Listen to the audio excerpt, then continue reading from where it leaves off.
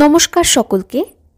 গান ও গল্পে অঙ্কিতা চ্যানেলে আজকের নিবেদন হেমেন্দ্র কুমার রায়ের ঐতিহাসিক কাহিনী উপন্যাসের চেয়ে আশ্চর্য। হেমেন্দ্র কুমার রায় বাংলা সাহিত্যের এই প্রথিতযশা সাহিত্যিকের জন্ম 18 এপ্রিল 1888 এবং প্রয়াণ 18 এপ্রিল 1963। তিনি মাত্র 14 বছর বয়সে সাহিত্য চর্চা শুরু করেন। ছোটদের জন্য তিনি 80টিরও বেশি বই লিখেছেন।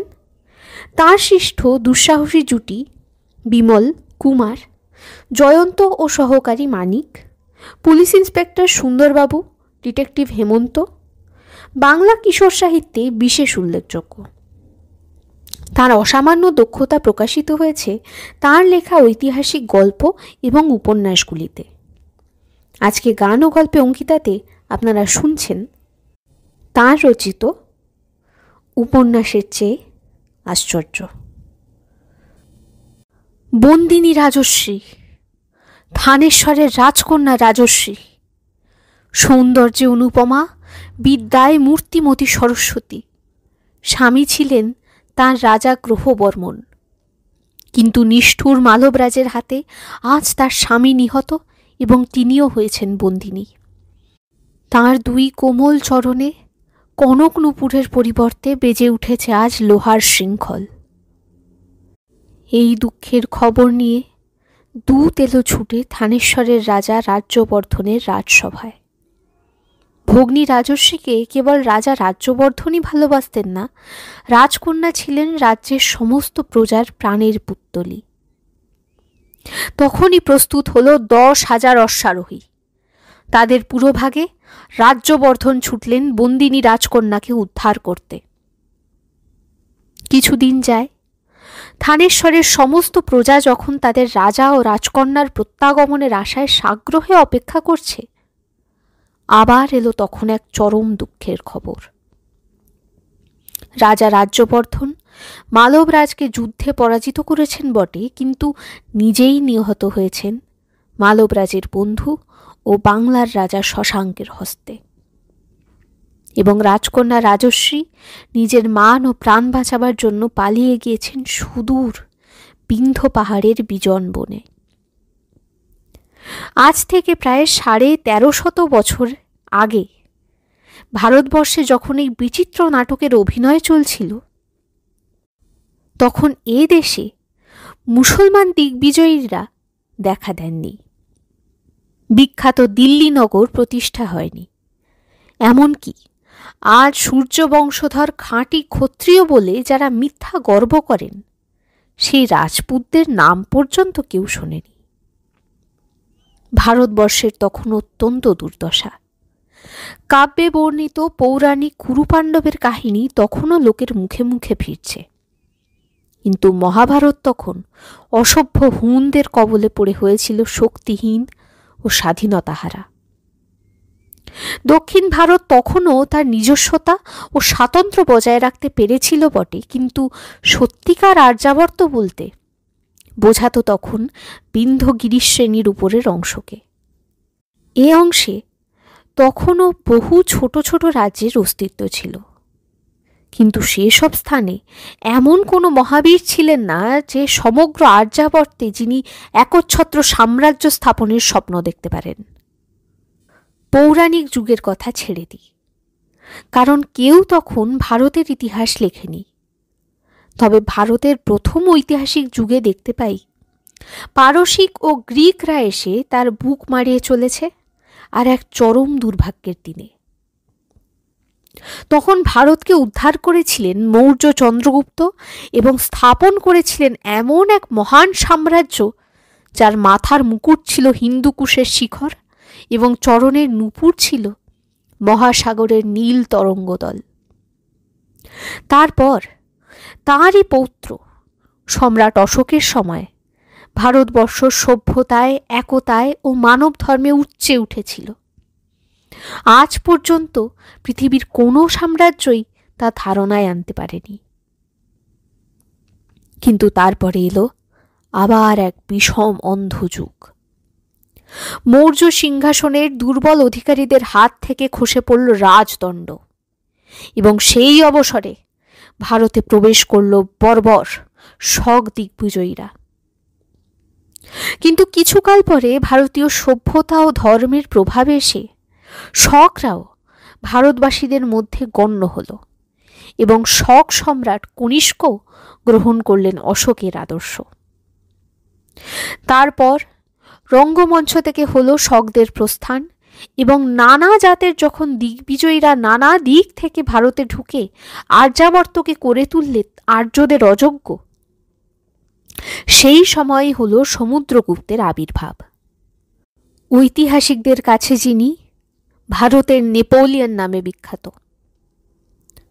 ভারতের উত্তর, দক্ষিণ, পূর্ব, পশ্চিমে জয়ধ্বজা তুলে আবার এক বিপুল সাম্রাজ্য স্থাপন করে হিন্দু সমুদ্রগুপ্ত অপূর্ব এক স্বর্ণযুগকে ফিরিয়ে আনলেন। সেই স্বর্ণযুগের পরমায়ু হয়েছিল প্রায় 2 শতাব্দী ব্যাপী। স্থাপত্যে, চিত্রে, ভাস্কর্যে, বিজ্ঞানে ও কাব্যনাটকে হিন্দুর যা কিছু গর্বের তার অধিকাংশেরই উত্তরাধিকারী হয়েছি আমরা গুপ্ত সম্রাটদের প্রাসাদে। তারপর আবার হলো ভারতের পতন। ভারত 2 বার পড়েছে, 2 বার উঠেছে, কিন্তু এবার তাকে তুলবে কে? হুনদের আক্রমণে ও অত্যাচারে জর্জরিত ও জীবনমৃত ভারত এখন তারই পদধ্বনি শোনার আশায় দিন গুনছে। চলো আবার থানেশ্বরে ফিরে যাই। এ হচ্ছে সেই থানেশ্বর যেখানে উঠেছিল কুরু পাণ্ডবদের মহাযুদ্ধে অস্ত্রে অস্ত্রে ঝনঝনা। কিন্তু থানেশ্বরের আজ বড়ই দুর্দিন। তার রাজা নিহত, রাজকন্যা বনবাসিনী, সিংহাসন শূন্য। মৃত রাজা বয়সে এমন নবীন ছিলেন যে খুব সম্ভব পুত্রের পিতা হতে পারেননি। তার এক ছোট ভাই আছেন, তার নাম হর্ষবর্ধন, বয়স 16-র ভিতরে। কিন্তু তখনও অস্ত্রের চেয়ে শাস্ত্রের দিকে তার প্রাণের টান এত বেশি ছিল যে এই তরুণ বয়সেই রাজসভা ছেড়ে তিনি এক বৌদ্ধ মঠে আশ্রয় নেবার ব্যবস্থা করেছিলেন। এমন সময় এলো দেশের ডাক, মন্ত্রীদের ডাক, প্রজাদের ডাক। ফিরে এসো রাজকুমার, ফিরে এসো, আমরা তোমাকে চাই, সিংহাসন তোমাকে চায়। হর্ষবর্ধন কিন্তু সহজে ফিরতে রাজি হলেন না। তার মনে অঙ্কুরিত হয়েছে তখন বৈরাগ্যের বীজ। কিন্তু সকলের উপরোধ শেষ পর্যন্ত তিনি ঠেলতে পারলেন না। কথিত আছে এই সময় তার ধ্যানে আবির্ভূত হয়ে বুদ্ধদেব স্বয়ং তাকে প্রত্যাদেশ দিয়েছিলেন, বৎস, তোমার জন্ম রাজধর্ম পালন করার জন্য। তুমি রাজ্য রক্ষা, রাজ্য বিস্তার করো। আমার আশীর্বাদে তুমি হবে ধরণীতে শ্রেষ্ঠ। রাজ্যের ভার নিয়ে হর্ষবর্ধনের প্রথম কর্তব্য হল ভ্রাতৃহত্যাকারীকে শাস্তি দেওয়া ও ভগ্নী রাজশ্রীকে উদ্ধার করা। হত্যাকারী রাজা শশাঙ্ক কি শাস্তি পেয়েছিলেন ইতিহাস সে সম্বন্ধে নীরব। তবে তিনি যে নিজের রাজ্য বাংলাদেশে পালিয়ে যেতে পেরেছিলেন এমন প্রমাণ আছে, এবং কিছুকাল পরে তাঁর রাজ্য হর্ষবর্ধনের হস্তগত হয়। কিন্তু রাজশ্রী কোথায়? বনের খোঁজে হর্ষবর্ধন ঘুরে বেড়াতে লাগলেন বনে বনে। শেষে বনবাসী অসভ্যদের কাছ থেকে খোঁজ খবর নিয়ে অনেক চেষ্টার পর তিনি যখন যথাস্থানে গিয়ে হাজির হলেন, সকল আশায় জলাঞ্জলি দিয়ে রাজশ্রী তখন প্রস্তুত হচ্ছিলেন চিতায় উঠে আত্মহত্যা করবার জন্য। রাজধর্মের এমনই গুণ শান্তিপ্রিয় সন্ন্যাসীকে 2 দিনেই সে করে তুললে দিগ্বিজয়ী ক্ষত্রিয়। প্রথমে হর্ষবর্ধনের অধীনে ছিল 5,000 রণহস্তি, 20,000 অশ্বারোহী এবং 50,000 পদাতিক। এই ফৌজ নিয়েই তিনি বিরাট আর্যাবর্তকে একচ্ছত্রাধীন করবার জন্য বেরিয়ে এলেন অসীম সাহসে। কোথাও ছোট বা বড় হিন্দু বা বৌদ্ধ রাজা, কোথাও জবন শক হুন রাজা, কোথাও অসভ্য বর্বর রাজা। তার উদ্যত তরবারির তলায় সকলেই মাথা নোয়াতে বাধ্য হলো একে একে। কেউ যুদ্ধ করে হেরে গেল, কেউ প্রাণ দিলে, কেউ পলায়ন করলে, কেউ মানে বশ মানলে। কখনো পাঞ্জাবে, কখনো বিহারে, কখনো বাংলায়, কখনো উৎকলে রুদ্র মূর্তিধারী হর্ষবর্ধন ছুটে বেড়াতে লাগলেন সসৈন্যে, বিদ্রোহীদের রক্তস্রোতে পৃথিবীকে রাঙা করে। প্রায় 6 বৎসরের মধ্যে উত্তর, পশ্চিম ও পূর্ব ভারতের অধিকাংশ রাজ্য হল তার করতলগত। আর্যাবর্তে হল শেষ হিন্দু সাম্রাজ্যের প্রতিষ্ঠা। তখন তার সৈন্যবাহিনীও এমন বিপুল হয়ে উঠেছে যে ইচ্ছে করলেই তিনি যুদ্ধক্ষেত্রে ডেকে আনতে পারেন 60,000 রণহস্তি ও 1,00,000 অশ্বারোহীকে। তারপর হর্ষবর্ধন খুলে ফেললেন তার যুদ্ধবেশ এবং সিংহাসনে গিয়ে বসলেন রাজ্য শাসন ও প্রজা পালন করবার জন্য। সে সময় তার প্রধান পরামর্শদাত্রী হলেন বিদুষী রাজকন্যা রাজশ্রী। যথার্থ হিন্দু ভারতবর্ষে বিধবা হলেও যে নারীর জীবন ব্যর্থ হয়ে যেত না এবং কঠিন রাজনীতিতেও যে পুরুষের পাশে ছিল নারীর স্থান, এইটাই তার জ্বলন্ত প্রমাণ। দিগ্বিজয়ের পরে সম্রাট হর্ষবর্ধন সুদীর্ঘ 35 বৎসর কাল রাজত্ব করেছিলেন। তার রাজত্বের বড় বড় সব কথাই প্রায় জানা গিয়েছে প্রধানত দুটি কারণে। তাঁরই শাসনকালে বিখ্যাত চৈনিক ভ্রমণকারী হিউয়েনসাং ভারতে ভ্রমণে এসেছিলেন। একটানা 15 বৎসরকাল ভারতে থেকে তিনি এখানকার রাজ্য, সমাজ, ধর্ম, আচার ব্যবহার সম্পর্কীয় সমস্ত বিবরণ লিখে রেখে গিয়েছেন। তার উপরে হর্ষবর্ধনের সভাকবি বাণ রচিত হর্ষচরিত হচ্ছে ঐতিহাসিকের আর এক বড় অবলম্বন। শেষ পর্যন্ত হর্ষবর্ধন তার সাম্রাজ্য অধিকতর বিস্তৃত করতে ক্ষান্ত হননি। মালব, নেপাল, গুজরাট ও সুরাষ্ট্রও হয়েছিল তার হস্তগত। আসাম ও কামরূপের শাসনকর্তা ছিলেন তার করদ রাজ্য। কেবল আর্যাবর্তের বাইরে দাক্ষিণাত্যের উপরে তার প্রভাব ছিল না। ওদিকে রাজ্য বিস্তার করতে গিয়ে তিনি চালুক্য বংশীয় রাজা দ্বিতীয় পুলকেশীর কাছে পরাজিত হয়েছিলেন। তারপর থেকে নর্মদা নদীই হয় উত্তর ও দক্ষিণ ভারতের সীমা। হিউয়েনসাংয়ের কাহিনী থেকে জানা যায়, হর্ষের রাজত্বে অপরাধীর সংখ্যা বেশি ছিল না, কিন্তু সেকালে ছেলে বাপের বাধ্য না হলে, কোনো লোক অসাধুতা বা নীতিহীন ব্যবহার করলে তাদের নাক কান কেটে নিয়ে শহরের বাইরে বন জঙ্গলে তাড়িয়ে দিয়ে আসা হতো এবং অন্য কেউই তাদের আশ্রয় দিত না। সাধারণ প্রজারা সুখের স্বাচ্ছন্দ্যে কাল যাপন করতে। ব্যবসা বাণিজ্যে তারা লোক ঠকাত না, বিশ্বাসঘাতকতা করত না এবং অঙ্গীকার রক্ষা করত। তাদের ব্যবহারও ছিল বিনীত, মিষ্টি ও ভদ্র। ক্ষত্রিয় ও ব্রাহ্মণরা ছিলেন খুব পরিষ্কার পরিচ্ছন্ন। প্রজাদের অধিকাংশই খালি পায়ে হাঁটত, অনেকে আবার পায়ে পড়ত স্যান্ডাল। শহরে ও মফস্বলে পথিক, রোগী ও দরিদ্রদের জন্য বহু ধর্মশালা ছিল।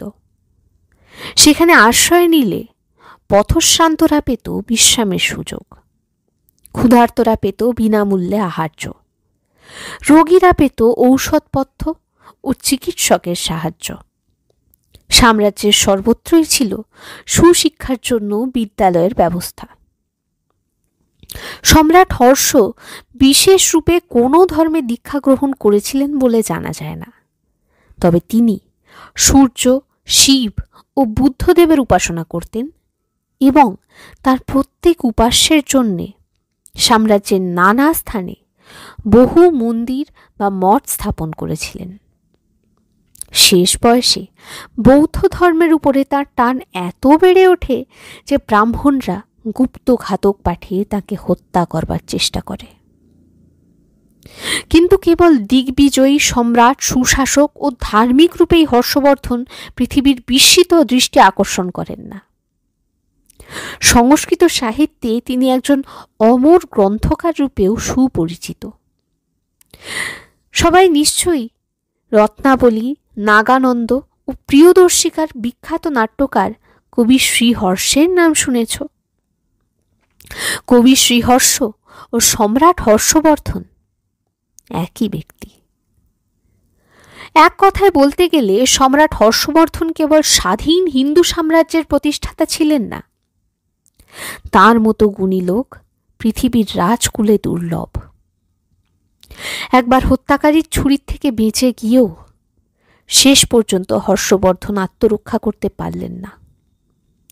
বৌদ্ধ ধর্মের প্রতি অতি ভক্তি দেখাবার জন্য তিনি হিন্দু প্রজাদের অনেক দাবি অগ্রাহ্য করতে লাগলেন। ফলে হিন্দুরা যে খুশি হল না সে কথা বলাই বাহুল্য। হর্ষের এক মন্ত্রী ছিল, তার নাম অর্জুন বা অরুণাশ্ব।